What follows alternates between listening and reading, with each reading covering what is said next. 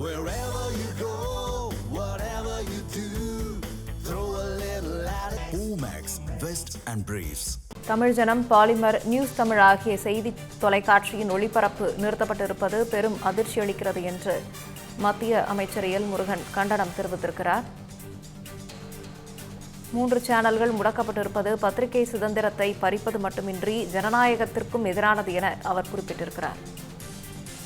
இது தொடர்பான கூடுதல் தகவல்களை செய்தியாளர் கவியரசன் வழங்க கேட்கலாம். கவியரசன், வணக்கம்.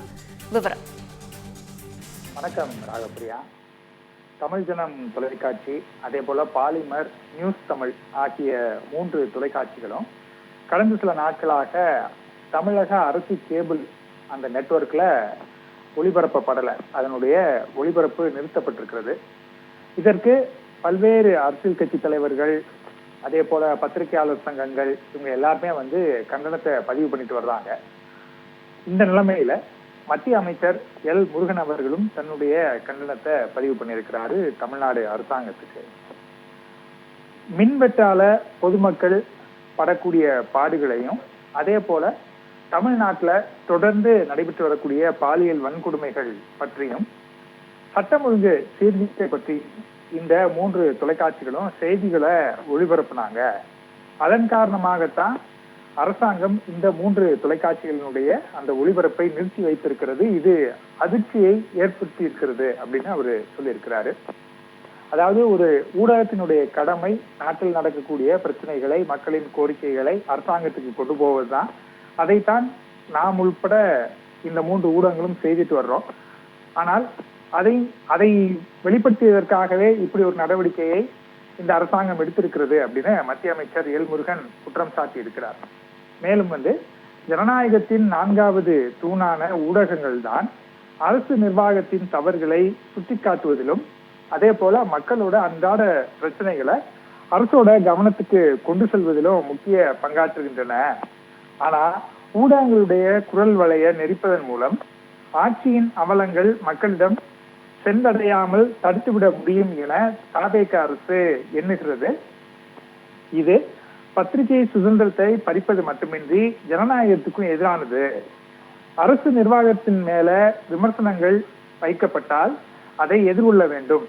ஆனால் அத்தகைய விமர்சனங்களை எதிர்கொள்ள முடியாமல் ஊடகங்களின் குரலை ஒடுக்க நினைப்பதும் தவேக அரசின் செயலற்ற தன்மையை வெளிச்சம் போட்டு காட்டுகிறது அப்படின்னு முருகன் அவர்கள் சொல்லியிருக்கிறார். மாற்று கருத்துக்களை எதிர்கொள்ள முடியாத தவேக அரசு ஊடகங்களை முடக்க நினைப்பது கடும் கண்டனத்துக்கு உரியது அப்படின்னு சொல்லியிருக்கிறார். மேலும் ஒளிபரப்பு நிறுத்தப்பட்டதற்கு அரசு தரப்பில் சொல்லப்படும் காரணங்கள் உண்மை இல்ல, கண்ணை மூடிக்கொண்டால் உலகம் இருண்டு விடுமா அப்படின்னு அவரு கேள்வி எழுப்புறாரு. மேலும் ஊடகங்களை முடக்கினால் உண்மைகளை மறைத்து விடலாம் என்ற எண்ணத்தை தவேக அரசு கைவிட்டு நீக்கப்பட்ட தொலைக்காட்சிகளோட ஒளிபரப்பு தொடர அரசு உடனடியாக நடவடிக்கை எடுக்க வேண்டும் அப்படின்னு அவரு வலியுறுத்தி இருக்கிறாரு. இனிமேலாவது தமிழக அரசாங்கம் தன்னுடைய நடவடிக்கைகளை மாற்றிக்கொள்வார்களா அப்படிங்கிற கேள்வி எழுந்திருக்கிறது. சாகப்பிரியா.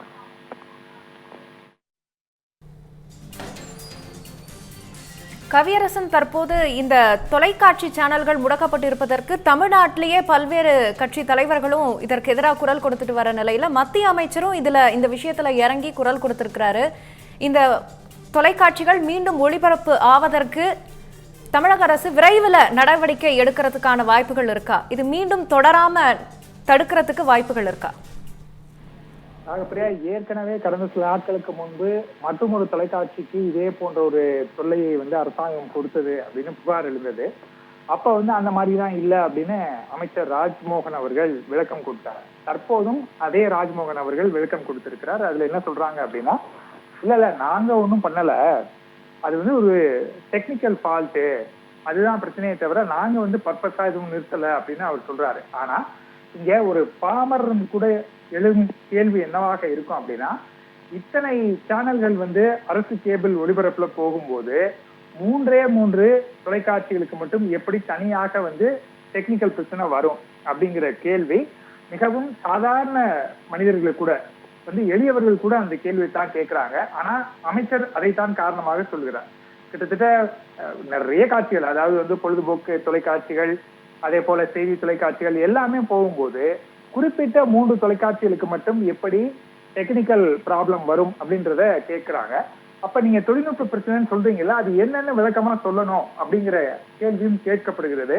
ஆனால் தற்போது வரை அது போன்ற எந்த ஒரு விரிவான விளக்கமும் தமிழக அரசாங்கத்திடம் இருந்து வரவில்லை.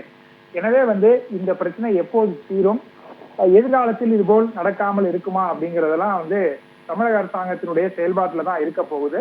அதுக்காக நம்ம கொஞ்சம் பொறுத்திருக்க வேண்டிய தேவை இருக்கிறது. ஆனால் அனைத்து தொலைக்காட்சிகளும் அரசியல் கட்சி தலைவர்களும் தாவேகாவினுடைய இந்த செயலுக்கு கண்டனத்தை பதிவு பண்ணிட்டு வர்றாங்க. அவங்க மேல குற்றம் சாட்டி வர்றதையும் நம்ம பார்க்கிறோம். ராகப்பிரியா,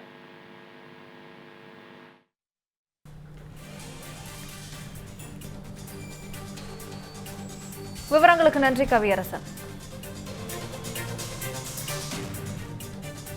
தமிழக அரசு கேபிள் ஒளிபரப்பிலிருந்து 3 செய்தி சேனல்கள் நீக்கப்பட்டுள்ளதற்கு மத்திய அமைச்சர் எல் முருகன் கண்டனம் தெரிவித்திருக்கிறார்.